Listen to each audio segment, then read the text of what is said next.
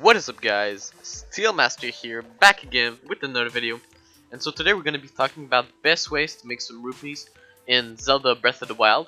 So if you just started playing the game, maybe you haven't seen really the utility of having so many rupees.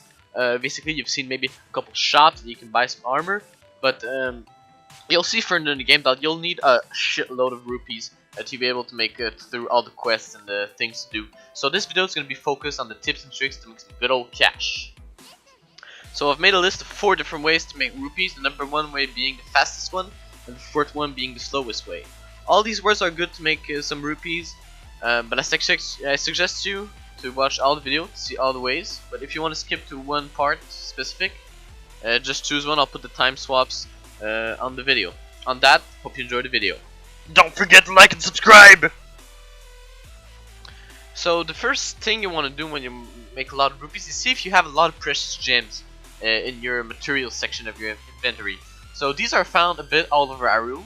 As you can see right now I'm in Kakariko village, and I'm just gonna get out of it and go in the little corridor, and you'll see that if you use a bomb on a certain type of rock and you destroy it, it will give you actually a random precious gem.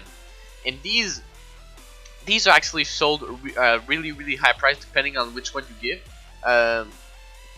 Amber is sold for a lot of money. Opal is sold for a lot of money. The diamond is sold 500 rupee the shot, or just one.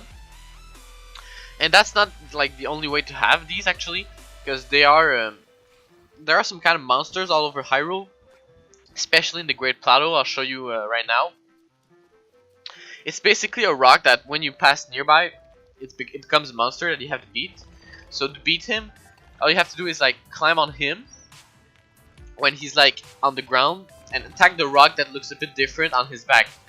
Once you've killed him, he'll drop like a shitload of precious gems, and these are actually sold for a lot. However, no spoilers right now. These gems might actually be needed for some quest later on in the game.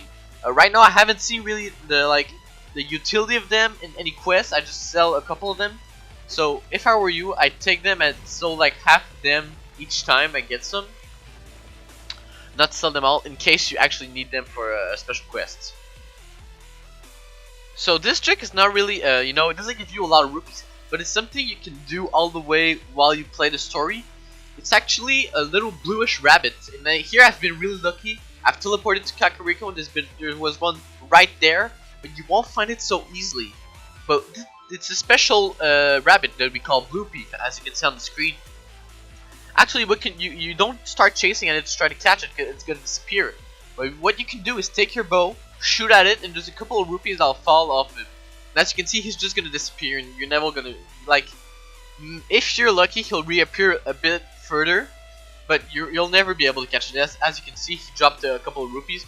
You know, it's like almost like 30 rupees, not a lot, but it's something you can do all while you do the main story.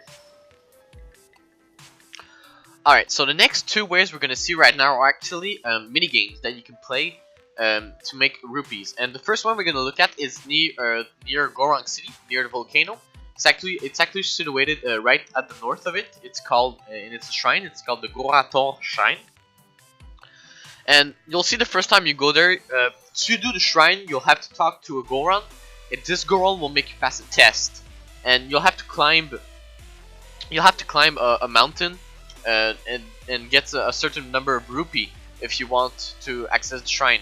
But when you come back after, you can retake the test, and it actually costs a lot. It costs 50 rupees to participate, and you only get around like 200 rupees per try, which isn't really profitable. And you need a lot of stamina to be able to take the most rupees. So I suggest you go when you have at least 4 or 5 stamina upgrade.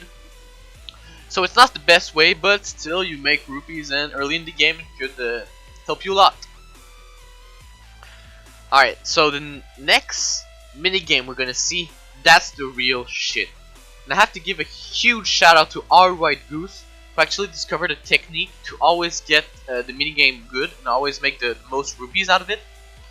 And it's actually a bowling alley that you can see on the northeast of Rito. So you teleport to the Herba Tower, and when you teleport to it, you just drop near. You'll see this little house and a snowball, When you go there, you talk to the guy, and he'll tell you that you can throw a snowball down the mountain, and you have to hit the most pins.